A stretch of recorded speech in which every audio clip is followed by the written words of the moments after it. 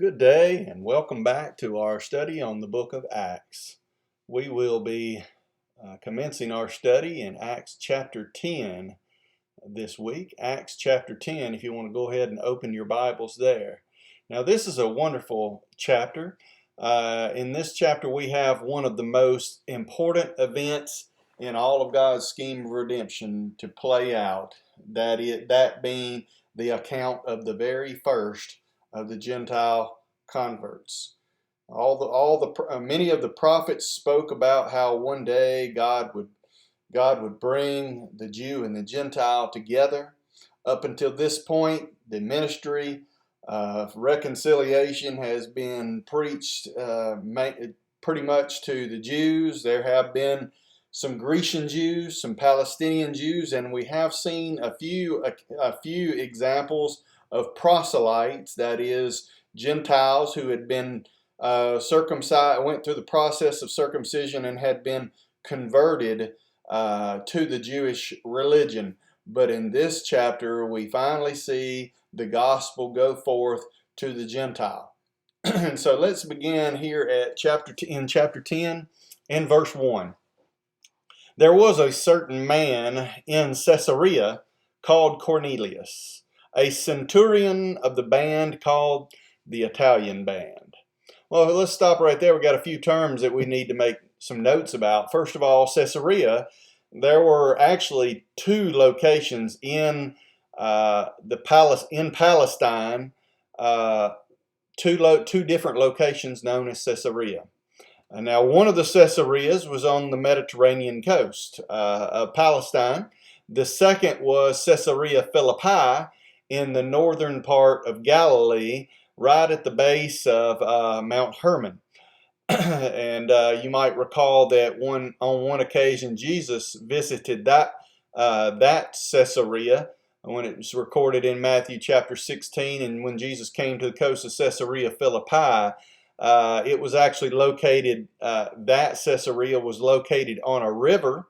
And so the coasts of Caesarea Philippi is speaking of the coasts of the river there, but that is not the Caesarea that we are speaking about in this account. This is Caesarea, sometimes called as Maritima, Caesarea on the coast of the Mediterranean. It was 30 miles straight north up the coast from Joppa. Of course, we ended our last chapter with Peter residing in the house of a man named Simon the tanner, who resided on the coast.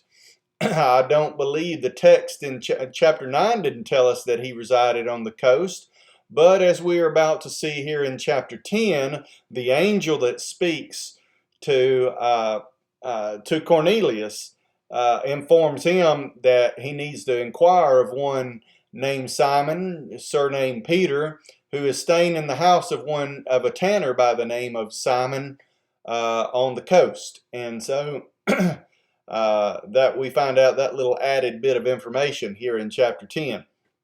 And so the Caesarea that we're talking about, 30 miles due north from Joppa on the coast of the Mediterranean. Now, from a Roman standpoint, this Caesarea was the most important city in all of Palestine because it was the headquarters of the Roman general. Pilate was stationed there. Herod had a residence there. In fact, this is one of the famed building projects of Herod the Great. Its harbor was an engineering marvel in those times. And one of the reason that it was because of the fact that, as far as I know, it's the first example that we have in history of the use of underwater concrete. And so a great marvel of engineering marvel of that time. Now, a certain man who was stationed there in Caesarea that we're introduced here was named Cornelius. Cornelius was a centurion. He was a Roman soldier, and a centurion was an officer who was in charge of 100 men.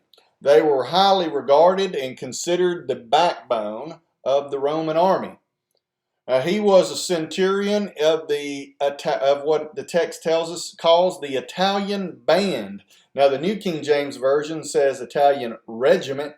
The New American Standard Bible calls it Italian cohort. Probably out of those terms, a regiment is the one that seems most commonplace for us. A cohort or a regiment was about 600 men. It was a tenth of a legion. Now, a legion was 6,000 men. And so a tenth of that, 600 men. And so therefore, if a centurion had charge of 100 men and the Italian band had 600, then Cornelius was one of 6 men who had charge over this regiment. Since it's called the Italian band, this particular regiment was recruited in Italy and was made up of Italians. Now, most people are familiar with the Romans' tactics as far as when they went in and conquered a new land. Those people would be brought into the Roman Empire, and so the Romans did have legions and regiments that were made up of people from other nationalities that they had conquered. But this particular regiment was made up of full-blooded Romans, you might say. It was an Italian band, and Cornelius is a common Latin name. And so when we consider all this, rather than just being needless details, these things, when we really consider this, Cornelius really kind of seems like an unlikely candidate for conversion. Soldiers aren't renowned for receptivity when it comes to spiritual matters. And furthermore, this man is a native Italian. He's about as Roman as you can get. However, as we continue on in the text, there's something unique that we see in the next verse about Cornelius. Notice verse 2, a devout man and one that feared God with all his house, which gave much alms to the people and prayed to God always. And so Cornelius is a little bit different than the rest of the Italians that we might think of. One other thing before I comment on that, I want to add that later on, when Cornelius' servants are describing to Peter who sent them, they also say this of Cornelius, which just adds a few more details. In verse 22, they refer to Cornelius as a just man, one that feareth God and is of good report among all the nation of the Jews. And so Cornelius is certainly different from the status quo. He does not serve the pagan Roman gods. He has somehow or another come to believe in the one true God. Now, I would love to hear that story, but we're not told how that come about. But somehow, rather than following the pagan gods that would be normal among the Italians, instead he believes and fears the one true God. He was a follower of the moral and ethical standards found in the law. He was prayerful. He fasted. He was charitable and just. However, he has not gone so far as to become a proselyte Jew.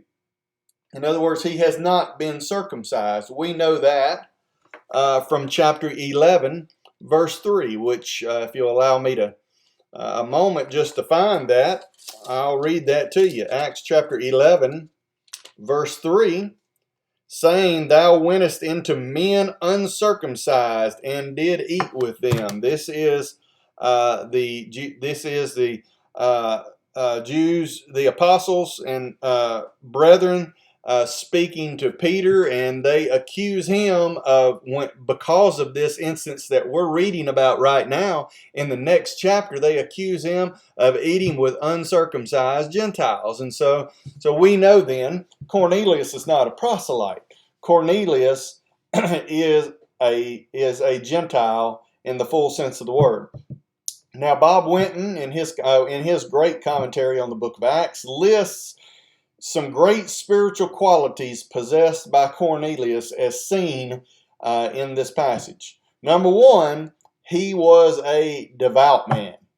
In other words, he was sincere, he was pious, and he was reverent. Second, he feared God. That is, he was a worshiper. He had a reverent fear of not just a little g gods, but of the one true and living God. Number three, he feared God with all his house. That kind of indicates to us something about Cornelius as well, and that is that he lived out his faith in such a way that he had a great influence upon others, to the extent that his entire family were all believers in the one true living God. Number four, he gave much alms to the people. This might indicate that he was a wealthy man. However, we can be sure that he had a kindness of heart. It was demonstrated by his benevolence, his self-sacrifice and charity. You know, when you give much alms to people, you know, that shows an act of self-sacrifice, the giving of what he could have kept to himself. He gave it up because of his love, the kindness that he had for others in his heart. He was a charitable, benevolent individual. Next, he prayed regularly. He showed personal devotion to God. And then the next point, it's similar to that one. He fasted, another act of personal devotion, and we know that from verse number 30 in chapter 10. And Cornelius said, now this is when he's later on in the chapter when he finally comes face to face with Peter, and he begins to tell his story, what caused him to sin for Peter. He tells Peter, 4 days ago I was fasting until this hour, and at the 9th hour I prayed in my house. And so this was a man who gave acts of personal devotion, prayer and fasting. He was a just man, according to his servants and their word to Peter. That is, he was upright. He was without prejudice or partiality. He treated others with fairness and kindness. And finally, he had a good report among all the Jews. Now, this might be the most astonishing of them all, because the more we learn about the Jews, at least the first century Jews, this was not an easy task for a Gentile to accomplish. But because of his good nature, because of his devotion, his personal devotion, and his fear and reverence for God, and because of his generosity and charity towards others, the Jews unanimously looked very favorably upon this man Cornelius. Now, some might think that it's strange that a person described in such a way even needs to be saved.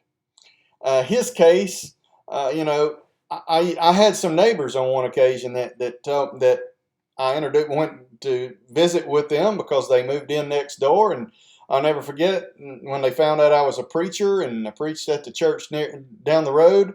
They said, "Well, we don't attend church. We don't feel like we need to go to church because, we're good people. We pay our taxes. We obey the law of the land. We're good neighbors," and et cetera, et cetera. And so they were under the impression that the purpose of the gospel apparently is to just turn us into good people. And, well, if you can be a good person outside of the gospel, then you've done enough. But of course, the Bible tells us that our righteousness is as filthy rags before the Lord. There's no way we can ever be good enough to earn salvation. And so this case of Cornelius establishes the truth that moral purity itself will never accomplish salvation. There's only one means of salvation. There's only one name given among men under heaven by which we can be saved, Acts 4:12, which we've already looked at, and that is through Jesus Christ,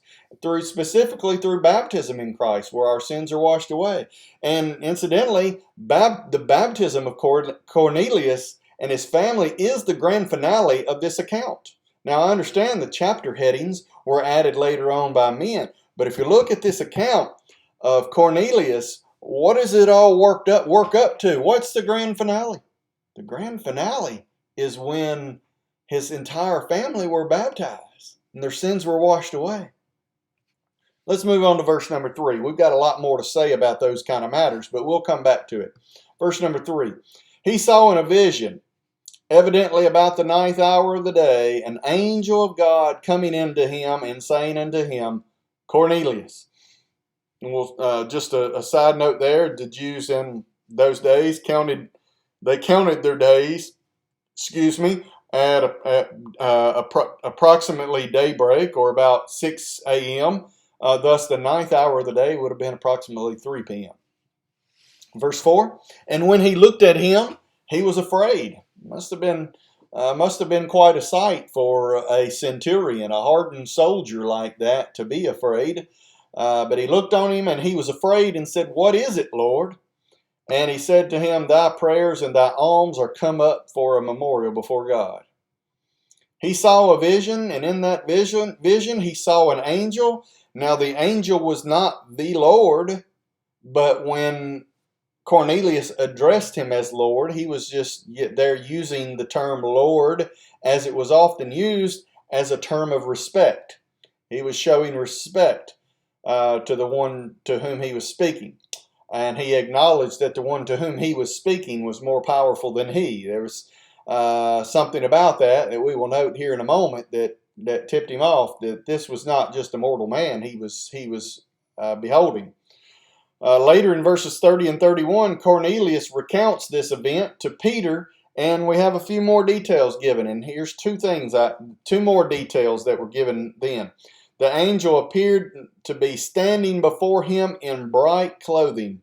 That might be what tipped Cornelius off to the fact that this was not a mere man. And so the Gentile Cornelius describes an angel as one standing before him in bright clothing. Incidentally, that is how angels appeared throughout the scriptures of the Old Testament. It correlates with what a Jew would know about an angel appearing. And second, the angel said, Thy prayer is heard of God. I think there's a good point to be made here with this. The fact that Cornelius is praying to God, an angel responds and says, Your alms have been and prayers have ascended up to God. And then specifically, the angel said in verses 30 and 31, Thy prayer is heard of God. And here's the point I want to note. And that is, I think sometimes we misapply Isaiah chapter 59, 1 and 2. Isaiah 59, 1 and 2 is the text that we know says that God does not hear the prayer of alien sinners.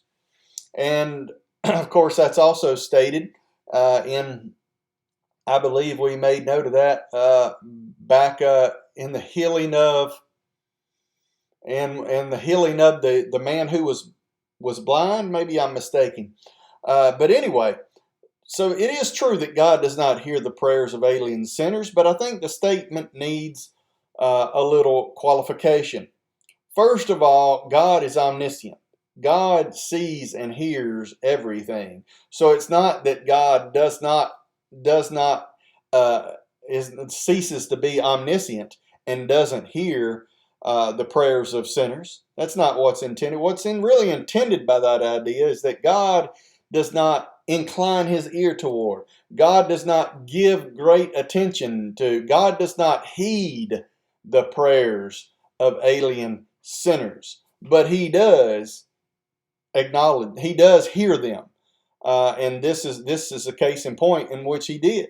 Not only does he hear the prayer of Cornelius, it also shows that God, in the very least, acknowledges sincere seekers. Or has, in the case of Cornelius, orchestrates a means for him to obey the gospel. And so when we say that, as we often do in the church, when we often refer to Isaiah 59, 1 and 2, and we say God does not hear the prayers of alien sinners, but unfortunately sometimes I have heard brethren somewhat misapply that passage. That passage needs to be qualified. What do we mean when we say God does not hear the prayers of alien sinners? Moving on to verse 5. And now send men to Joppa, and call for one Simon, whose surname is Peter. He lodgeth with one Simon a tanner, whose house is by the seaside. He shall tell thee what thou oughtest to do. And so there's the text, there's the little additional phrase that we're not told at the end of chapter 9. When we're first introduced to Simon the tanner, we're not told that his house is by the seaside, but here we find out that extra detail. And so the phrase after the colon, I want you to notice that with me. The phrase after the colon, which reads, he shall tell thee what thou oughtest to do. Now, I don't know if you're aware of the Textus Receptus Westcott Hort theories, and I'm not going to get into that right now, but certain translations that are derived from the Westcott Hort theory, namely the American Standard Version, the ESV, the New American Standard Bible, and many others. In fact, it's probably most of them today are translated from the Westcott Hort manuscripts. The text, but however, the King James and the New King James comes from the Textus Receptus. And there's a little bit of a disagreement among scholars as to which one of those very slight variations of the original text is more viable. I go with the Textus Receptus personally, the King James and the New King James. But this phrase, he shall tell thee what thou oughtest to do, is not in the Westcott Hort translation, nor is it in any of the translations that are translated from the Westcott Hort Greek manuscripts. Namely, so you won't find this last phrase in the American Standard Version. You won't find it in the ESV. You won't find it in New American Standard Bible and some others. Now the truth, it is certainly, the phrase is certainly true, because I want you to notice some other verses with me that I think really defend its inclusion here. Notice with me chapter 10, verse 22.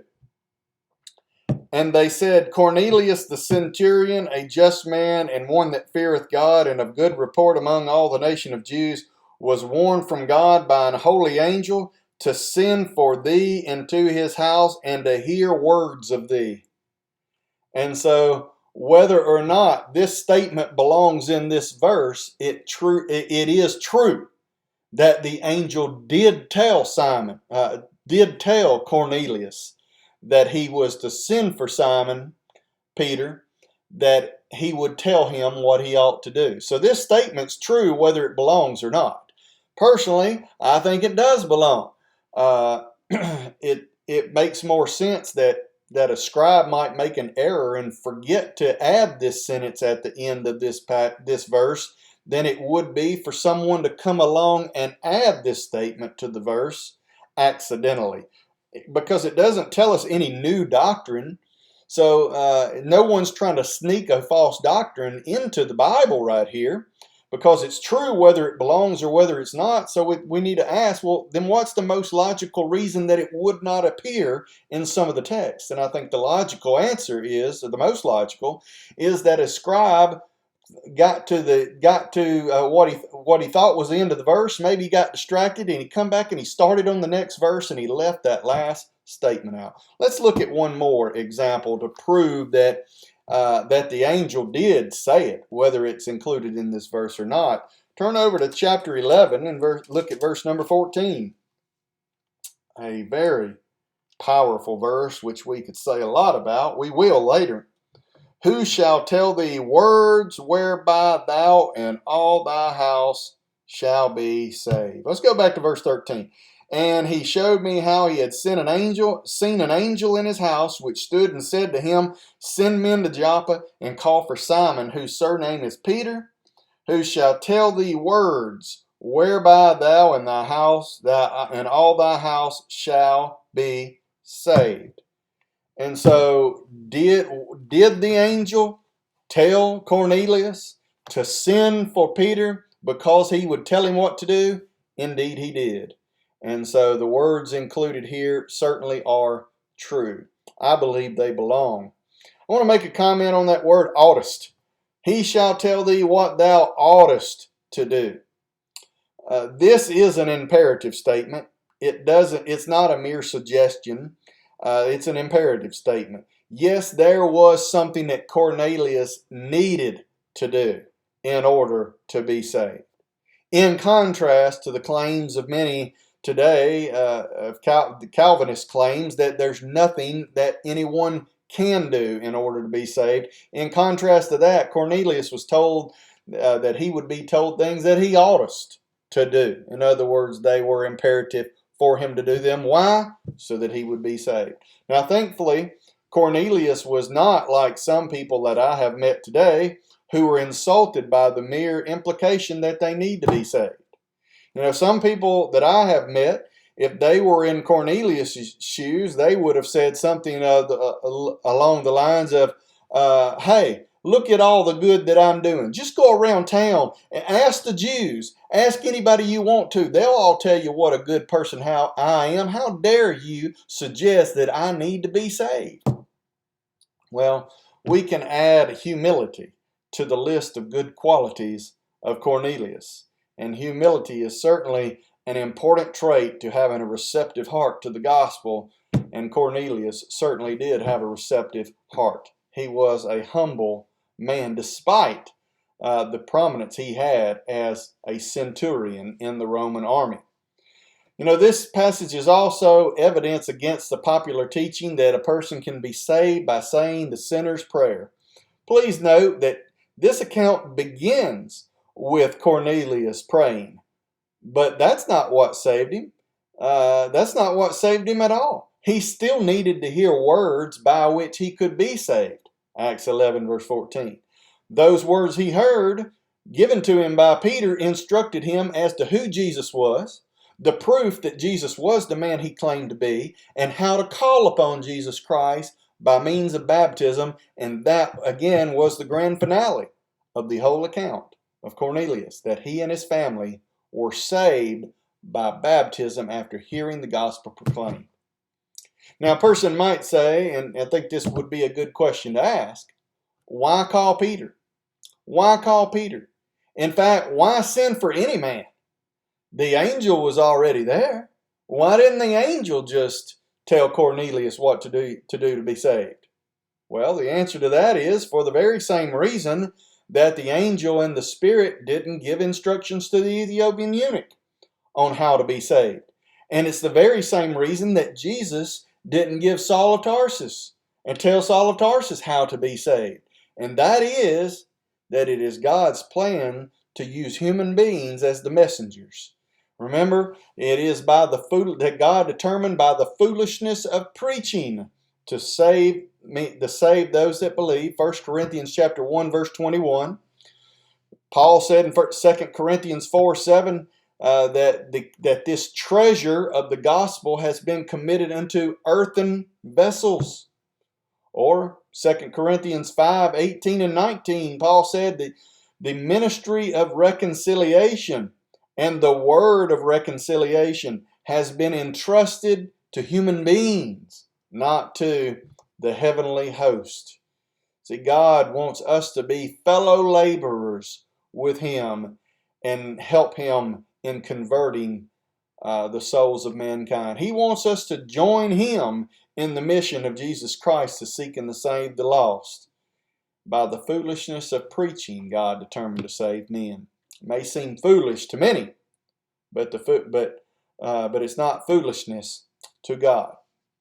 Why send for? Here's another question we might ask. Why send for Peter, who was 30 miles away, when Philip was probably very close at hand? You remember that in chapter 8, verse 40, it ended after Philip had his incident with the Ethiopian eunuch. The text tells us that Philip made his way from Azotus to, I believe, Joppa, and then he continued to Caesarea, the very same Caesarea that we are speaking about now. And in Acts chapter 21, verse 8, we learn that Philip the evangelist made his home there in Caesarea. So since Philip was very likely at hand, and if he wasn't, surely some Christian from the scattering about would have been nearby, why send for a man who's 30 miles away when there was probably more than likely someone close by?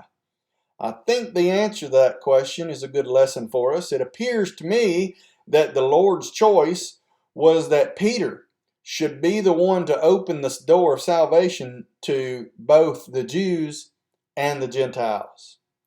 Go back to when Jesus came to the coast of Caesarea Philippi. That's the other Caesarea we talked about. Matthew chapter 16. Remember that exchange between him and Peter where he said, "Who do men say that I, the Son of Man, am?" And apostles started answering with these different suggestions. But Peter said, "Thou art the Christ, the Son of the living God." And he said, "Blessed art thou, Simon Bar-Jonah, for flesh and blood hath not revealed this unto thee, but my Father which is in heaven. And I say unto thee that thou art Peter, and upon this rock I will build my church, and I will give unto thee the keys of the kingdom." There it is. I will give unto thee the keys of the kingdom. And so Peter used those symbolic keys of the kingdom to open the kingdom to admittance. When did that happen? Acts chapter 2, on the day of Pentecost. Remember, it was Peter that preached that first, what we call the first gospel sermon, and 3,000 souls responded and were baptized that day. He used the keys to open the door to the kingdom on that occasion, but the door was not opened all the way because, as the prophets foretold, God's plan included bringing Gentiles and Jews into one fold. And up until this point, we've had only Jews. We've had Samaritans, half Jews, we've had Grecian Jews, we've had proselytes, but we haven't made that step all the way to the Gentile up until this point. It's my suggestion to you that it was God's plan, it was Christ's plan to not only use Peter to open the door to the kingdom to the Jews, but also to the Gentiles. And I think the statement that best gives that idea is Acts chapter 15, verse 7, where years later, Peter said this of these events. He said, "Men and brethren, you know how that a good while ago God made a choice among us that the Gentiles by my mouth should hear the word of the gospel and believe." And so that's what I believe Peter there is talking about. It was by his mouth that the gospel went forth first to the Gentiles. Now we know Paul was determined to be the apostle to the Gentiles, so not Peter only, but in what sense was it by the mouth of Peter? It began with the mouth of Peter. And so why send for Peter 30 miles away? It was Christ and God's choice to do so. That would be my answer to that question. Verse number 7, "And when the angel spoke, and when the angel which spoke unto Cornelius was departed, he called 2 of his household servants and a devout soldier of them that waited on him continually." And so when he had declared all the things unto them, he sent them to Joppa. And so he makes haste. He doesn't waste any time. He immediately, it's already past 3 p.m. in the afternoon, and it's a 30-mile journey. This is going to take more than a couple hours. This is going to be a, just guessing, 8 to 10 hour journey or so. Somewhere, I'd say that's a fair estimation. It's going to be a fairly long journey, and we know that they make it there by about, I believe, noon on the next day. But he sends these soldiers, he sends 2 servants with a soldier to be protection for them, undoubtedly, immediately to Joppa. And it says of the soldier, a devout soldier. Now, devout is not an adjective normally used in reference to a military man. And so I think it's likely that this soldier is another person who has been influenced by the life of Cornelius, who has also decided that he is a God-fearer as well. And so very likely, he may have also been converted later on in this chapter after this trip.